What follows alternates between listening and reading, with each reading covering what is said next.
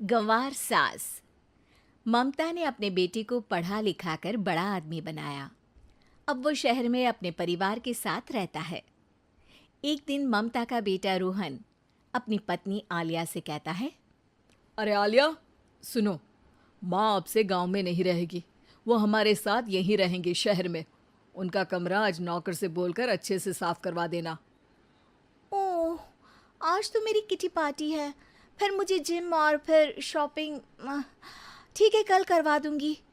अ, अच्छा, लेकिन माँ के सामने ये कपड़े नहीं चलेंगे। हाँ, तुम्हें साड़ी या सूट पहनना होगा।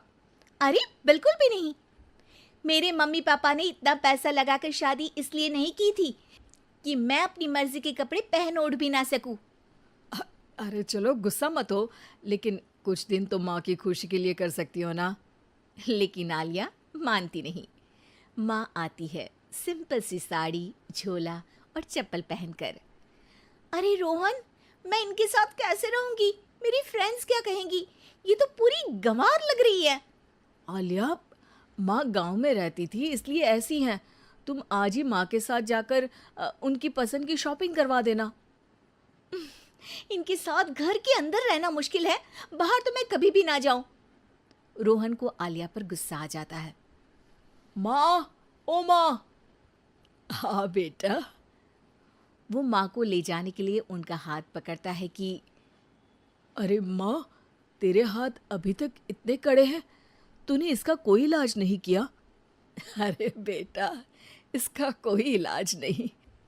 वैसे भी मुझे कोई शर्म नहीं कि मेरे हाथ मुलायम नहीं है, क्योंकि इन्हीं हाथों से मेहनत कर मैंने तुझे बनाया है बेटा।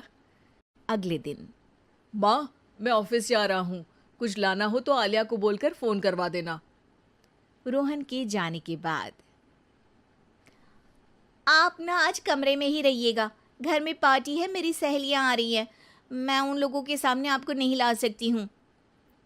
ठीक है बहू, लेकिन तुम कहो तो मैं कुछ खाने को बना दूँ तुम लोगों की पार्टी के लिए। वो लोग सिर्फ कॉन्टिनेंटल या थाई फूड ही खाते हैं। कोई बात नहीं, कभी इंडियन खिलाने वाला कोई मिला नहीं होगा ना। मैं बनाकर कमरे में चली जाऊंगी। जैसे आपकी मर्जी। आलिया के घर उसकी दोस्त आती हैं, पार्टी होती है। अरे वाह आलिया, ये क्या है खाने में? बड़ा ही स्वादिष्ट है यार, इसकी रेसिपी मुझे चाहिए। हाँ, और ये दाल, ओ माय गॉड, मैंने तो किसी 5 स्टार में भी ऐसी दाल नहीं खाई है यार। तू कुक को यहाँ बुलाना। अब आलिया घबरा जाती है। हाँ हाँ हाँ हाँ, क्यों नहीं। माँ जी ज़रा बाहर आइए। आलिया की सास सिंपल सी साड़ी और गांव के अंदाज में आती है। अरे बहू, क्या हुआ? खाना पसंद नहीं आया क्या? बहू? अरे ये गांव से दिखने वाली औरत तुम्हें बहू क्यों बोल रही है? कौन है ये? वो हमारी नई नौकरानी है। सास बहू की बात सुनकर बहुत दुखी हो जाती है। वो सर झुकाकर जा ही रही होती है कि एक सहेली बोल पड़ती है। अरे कहाँ जा रही हैं माँ जी? वो उठकर उनके पैर छूती है। जीती रहो बेटा। क्या है ना, आपकी शक्ल बिल्कुल मेरी माँ जैसी है।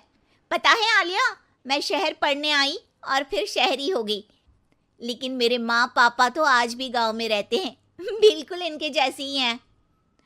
आप यहाँ बैठिए ना आंटी, आप सच में बड़ी खूबसूरत है और आपके हाथ का खाना तो लाजवाब है। काश ये मेरी सास होती। सभी सहेलियां सास को घेर कर बैठ जाती हैं और उनसे खाने की रेसिपी पूछ रही होती है कि तभी घर की बेल बजती है और रोहन आता है। अरे क्या बात है, आज आप लोग हमारे घर में? और ये लोग तो मुझे आलिया से ज़्यादा माँ की सहेलियाँ लग रही हैं। क्या ये आपकी माँ है? लेकिन आलिया ने तो कहा कि ये उनकी नौकरानी है और इन्होंने भी नहीं बताया। वो नहीं बताएंगी, क्योंकि उनके लिए बच्चों की इज्जत और उनकी खुशी सबसे पहले है। मुझे माफ कर दो, मुझे इन्हें तुम लोगों से मिलवाने में शर्म आ रही थी। कि तुम लोग क्या कहती।